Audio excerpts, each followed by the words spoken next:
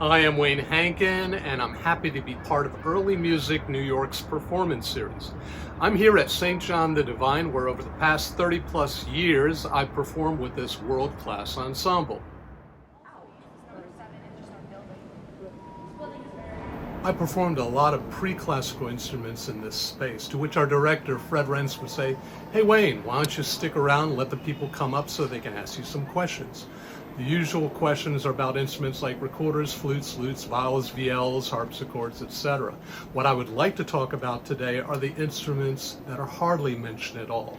Although they're not very prolific on the early music scene today, the opposite was true many centuries back.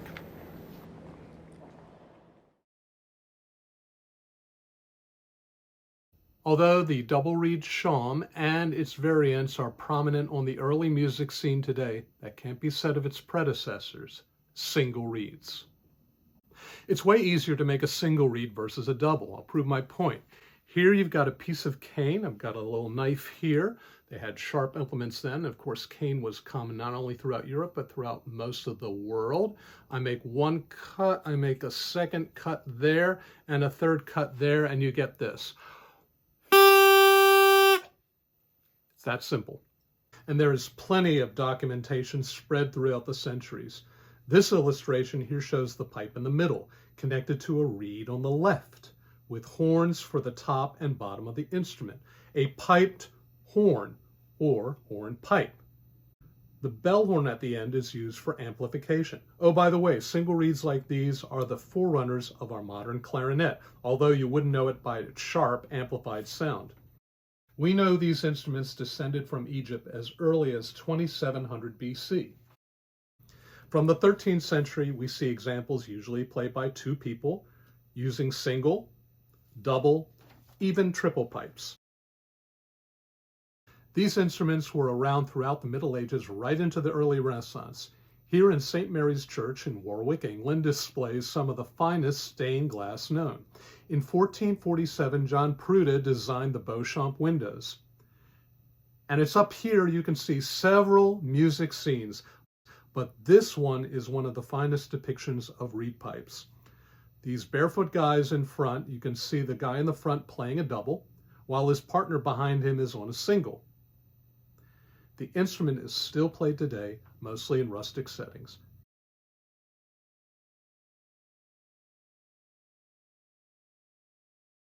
I'm going to play the Russian version. This is called the Zhaleka. Hope you enjoy.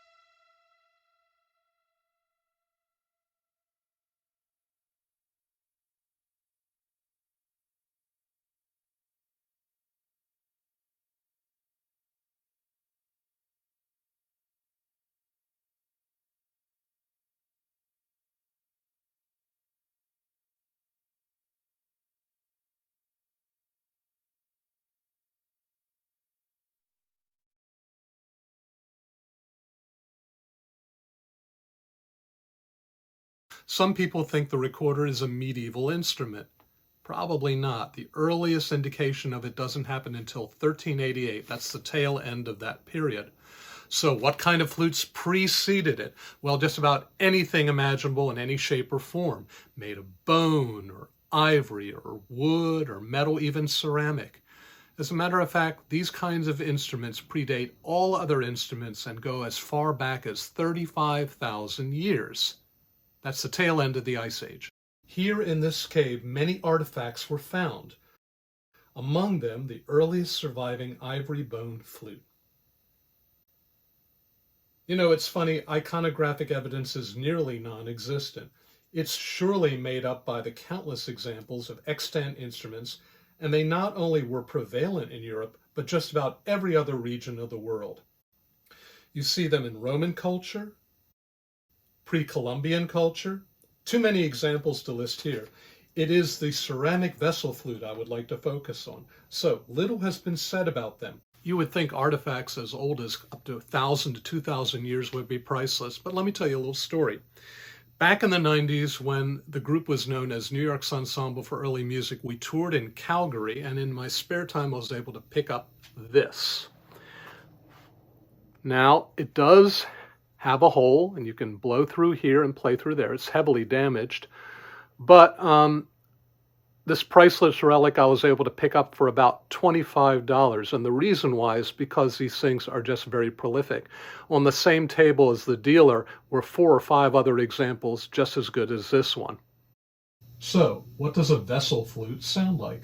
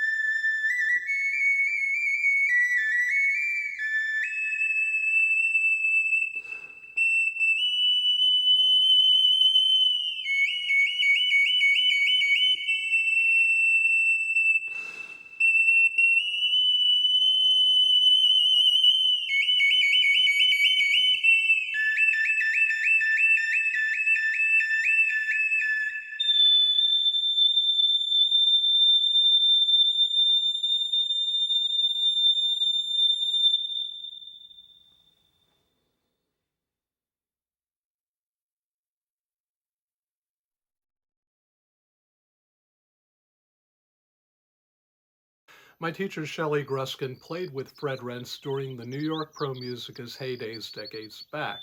Shelley is credited as being one of the first people in the Western Hemisphere to revive medieval and Renaissance bagpipes. That's quite different from, let's say, a Scottish Highland pipe, which doesn't make its first appearance until 1547. Remember the reed pipe? You could play 2 or 3 at once, meaning you could play a melody and the other pipes could act as a drone or a second independent part. There are more types of bagpipe variants than there are dogs, but I'd like to focus on a particular type. The cylindrical pipe, which is narrow and sweet to the sound, you can tell because they are not large nor have a flared bell. There are countless pictures of them playing with delicate instruments like lute and harp. This is not your father's Highland pipe. Now, the instrument that you'll hear comes from a later date, 17th century, but despite its newness, the instrument resembles the pictures from an earlier time.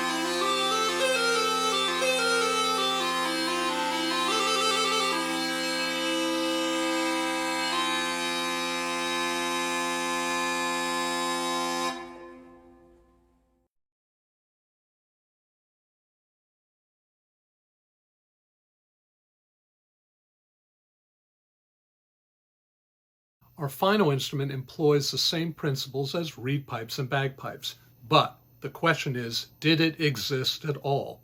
Or was it just merely a figment of an artist's imagination? It's pretty clear that reed pipes existed as far back as Egypt and were used regularly during the classical era, right through Roman times. But what happened after that? It's a cloudy picture at best. We know it worked with the Greek aulos, which were double reeded, so maybe it could work here. But that's not what we're going for. We're looking for double-ducked flutes. We come across a famous painting by Simone Martini of the 14th century. As we look closer, we unfortunately come to the conclusion the artist either got it wrong or he was making it up as he went along. The fingers are all over the place, and trust me, as a tabor pipe player, the holes are in odd places for it to work. There are more finger holes than there are fingers. Could this idea have been allegorical? To find out the answer, let's look inside this eccentric building. It's chock full of reliefs and figures. One of them comes to mind. Where Martini comes up short, the stonemason here did his job, and you can see the 2 window openings and the hands in the proper places for such an instrument to work. Here's another picture which shows the proper position as well. Still, these are isolated examples. Could such a thing have been common like all the other instruments displayed so far? You be the judge.